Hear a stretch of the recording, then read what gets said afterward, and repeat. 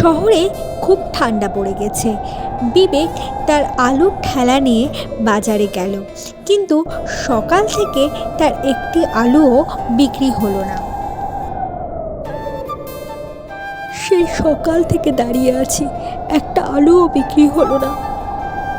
একেই তো এই শীত, তার মধ্যে ব্যবসার এই পরিস্থিতি। কিভাবে যে সংসার চালাবো তা একমাত্র ঈশ্বরই জানে। কোনো আলু বিক্রি না হওয়াতে অগত্যা বিবেক তার বাড়িতে ফিরে এলো। বাড়ি ফিরে বিবেককে খুব চিন্তা করতে দেখে তার স্ত্রী কমলা বলল, হ্যাঁ গো, তুমি এত চিন্তা করো না। ভগবান যখন মুখ দিয়েছেন তখন আহারও নিশ্চয়ই দেবেন। চিন্তা কি আর সাধে করছি গিন্নি? ঘরে একটা ছোট মেয়ে আছে, তুমি আছো, কি করে এতগুলো মানুষের মুখে আমি আহার তুলে দেব সেটা একমাত্র ঈশ্বরই জানেন। দিনের পর দিন কাটতে থাকে আর বিবেকের ব্যবসার অবনতিও চরচর করে কমতে থাকে। সংসারের হাল কিভাবে সামলাবে, নিজের মেয়ের মুখে কিভাবে অন্ন তুলে দিবে, সেসব কথা চিন্তা করতে বিবেক খুব অসুস্থ হয়ে পড়ে আর বিছানায় শয্যা নেয়।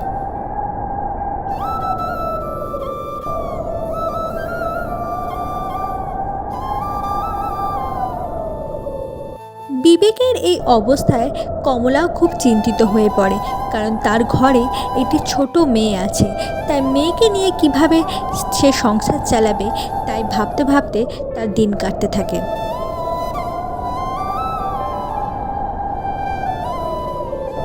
একদিন কমলা রান্না করছিল, সেই সময় হঠাৎ তার মাথায় একটা বুদ্ধি আসে। সে ঠিক করে সে একটি চপের দোকান খুলবে আর সেটি সে নিজেই চালাবে। কমলা এই কথাটি তার মেয়েকে জানায়। সত্যি মা, সত্যি তুমি একটা চপের দোকান দেবে? হ্যাঁ রে মা, সংসারের এই পরিস্থিতিতে তোর মুখে দুটো অন্ন তুলে দিতে আমাকে যে এই পথ নিতেই হবে। তুমি চিন্তা করো না মা, আমি সবসময় তোমার সাথে থাকবো। এতটুকু বয়সে তুই যে এত বড় কথা বলেছিস, এই আমার কাছে অনেক রে মা, অনেক। এদিকে কনকনিয়ে ঠান্ডা পড়ে, সমস্ত গ্রাম প্রায় বরফে ঢেকে যায়।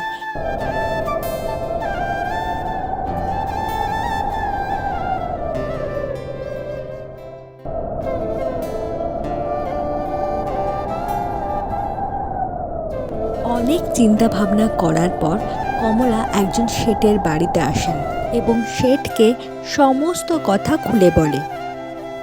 শেঠজি, সবই তো শুনলেন, এবার আপনি বলুন আমি কি করব, কিভাবে ওই ছোট্ট মেয়েটাকে নিয়ে সংসার চালাবো।